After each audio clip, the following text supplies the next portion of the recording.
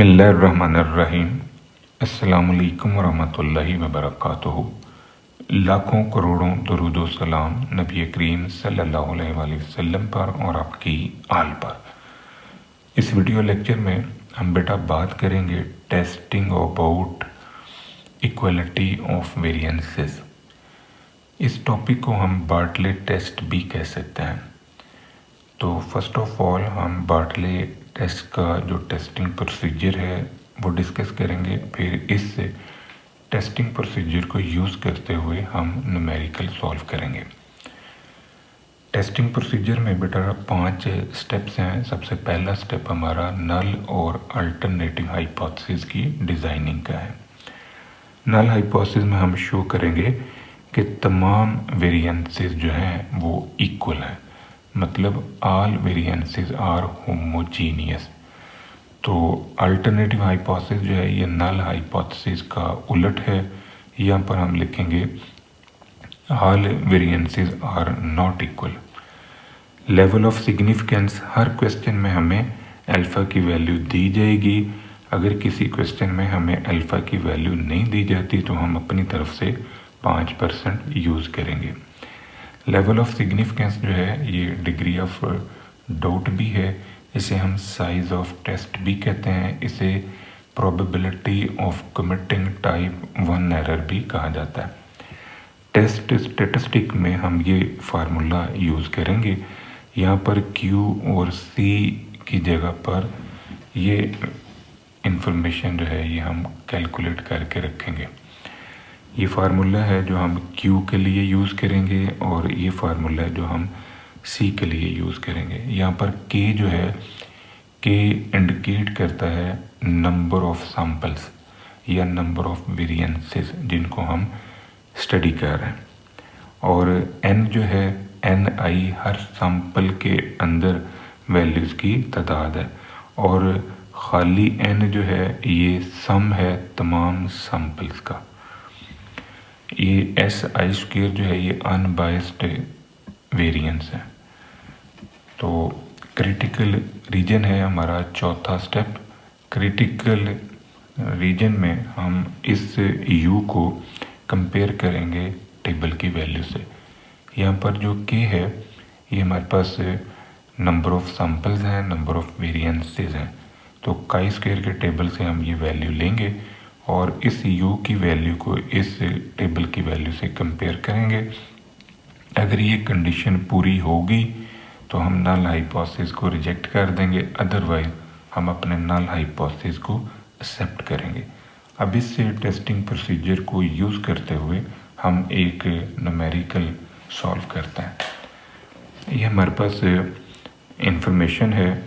4 random samples हैं जिनके size N1, N2, N3 और N4 ये इनके साइज़ दिए हुए हैं, और हमने टेस्ट करना है कि इन सैम्पल्स के जो वेरिएंसेस हैं S1, S2, S3, S4 scales, ये सारे के सारे जो हैं ये एक ही पॉपुलेशन से ड्राइव्ड हैं। या हम ये कह सकते हैं कि इनका जो पेरेंट पॉपुलेशन है चारों का वो सेम है, चारों का जो वेरिएंस है वो सेम है। यानी σ1 square, σ2 square, σ3 square, σ4 square all variances are equal. Alternative हमारा हाइपोथेसिस में बनेगा कि चारों वेरिएंसेस जो हैं वो इक्वल नहीं है, इनमें से कम 2 हैं जो कि इक्वल नहीं है। अल्फ़ा की वैल्यू 5%। टेस्ट स्टेटिस्टिक ये फार्मूला हमने यूज़ करना है। अब यहाँ पर Q और C की जो वैल्यूज़ हैं ये हमने निकालनी है, और Q और C की ये 2 वैल्यूज़ निकालने के लिए हम ये फार्मूला यूज़ करेंगे। अब हमें जो डाटा दिया गया है वो NI की सूरत में, ये 4 सैम्पल साइज़ हैं, इनमें से मैंने 1 माइनस करके ये लिख लिया। SI का स्क्वायर ये कॉलम भी हमें दिया गया, यानी हर सैम्पल का वेरिएंस हमें दे दिया है। अब हमने क्या करना है कि ये जो NI-1 है इसका हमने इन्वर्स लेना है। इन्वर्स लेने के पीछे ये लॉजिक है, क्योंकि ये 1/NI-1 जो है इसका सम है, तो हम पहले इनका इन्वर्स लेंगे, फिर इसको सम अप कर लेंगे। अब ये वैल्यू जो है ये हमने यहाँ पर यूज़ करनी है इस जगह। इसके बाद हमने निकालना है ni-1 इंटू SI का स्क्वायर। तो ये जो वेरिएंसेस हैं इन सभी वेरिएंसेस को हम इस कॉलम के साथ मल्टीप्लाई करेंगे। इन दोनों को आपस में मल्टीप्लाई करने से ये कॉलम हमारा खुल गया। ये कॉलम हमने बनाया है S स्क्वायर P की वैल्यू निकालने के लिए। इस कॉलम को जमा करेंगे और इधर से इस कॉलम को जमा करेंगे। इन दोनों का जो सम है, दोनों कॉलम का सम हम इस फार्मूले में रखेंगे तो यहाँ से हमें S स्क्वायर P की वैल्यू मिल जाएगी। ये वैल्यू जो है ये हमने इस फार्मूले में यूज़ करनी है। इसके बाद ये log SI का स्क्वायर, ये फॉर्म हम बनाना जा रहे हैं। जितने वेरिएंसेस हमें दिए गए हैं हमने उन सब का लॉग लेना है। तो इन सब का लॉग जो है ये आंसर खुल गया। इसको अब हमने मल्टीप्लाई करना है ni-1 इस कॉलम के साथ। इनको आपस में मल्टीप्लाई करके तो ये कॉलम हमने खोला है। इस कॉलम को सम अप करेंगे, सम अप करके हम यहाँ पर रख लेंगे। अब नोट करेंगे सारी इन्फॉर्मेशन जो इन फार्मूला में यूज़ होती है वो हमने निकाल ली। अब ये जो n है ये n हमारे पास है इन सभी सैम्पल साइजेस जो हैं इनका सम है। तो कीमतें हम यहाँ पर रख लेते हैं। S स्क्वायर P के लिए Q हमारे पास है n-k। तो n जो है ये सारे सैम्पल्स का सम, तो ये 47 है। 47 माइनस 4 K4, क्योंकि 4 वेरिएंसेस हैं जिनको हम टेस्ट कर रहे हैं। तो log S स्क्वायर P की जगह पर ये वाली वैल्यू, ये वाला आंसर हमने ये निकाला हुआ है। तो कीमतें रख के इसको जब हमने सॉल्व किया तो ये हमारा Q का आंसर आ गया। अब हमने C का आंसर निकालना है। तो C के लिए हम ये फार्मूला यूज़ कर रहे हैं। K की जगह पर हम लिखेंगे 4 और 1/ni-1, ये हम कॉलम बना चुके हैं। इस कॉलम का सम हमने यूज़ करना है, ये 0.3873। इस आंसर को हमने यहाँ पर यूज़ किया। अब ये n जो है ये 47 है, क्योंकि तमाम जो सैम्पल्स हैं उनको सम अप किया है। सैम्पल में 11 है, 9 है, 12 है, 15, तो इन सभी वैल्यूज़ को सम अप किया तो ये 47।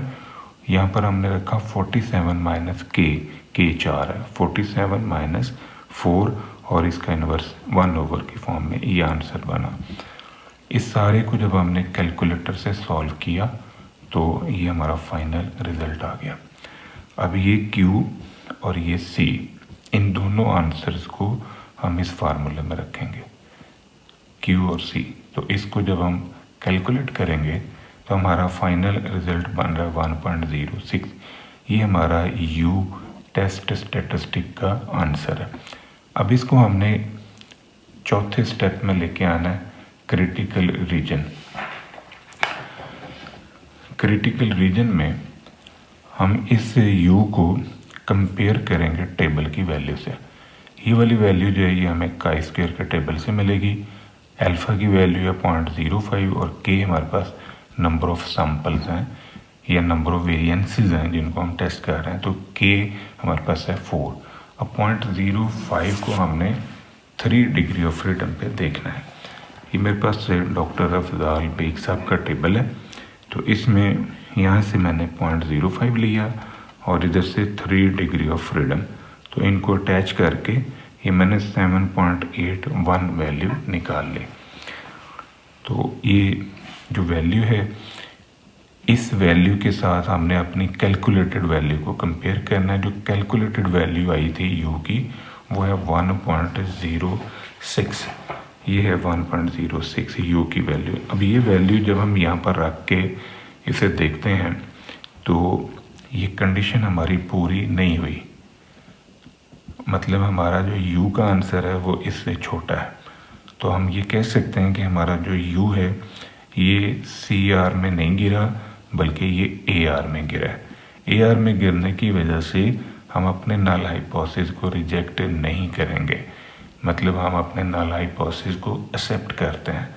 तो नल हाइपोथेसिस की एक्सेप्टेंस का मतलब ये कि चारों सैंपल जो हैं वो ऐसी पॉपुलेशन से लिए गए हैं जिनका वेरिएंस सेम है, मतलब कि चारों सैंपल का जो पेरेंट वेरिएंस है वो यूनिफॉर्म है, होमोजीनियस है।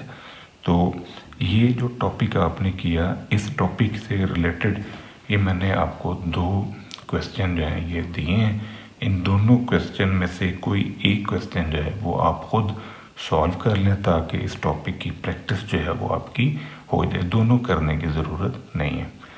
ये था बेटा आज का हमारा टॉपिक जिसमें हमने बार्टलेट टेस्ट पे बात की।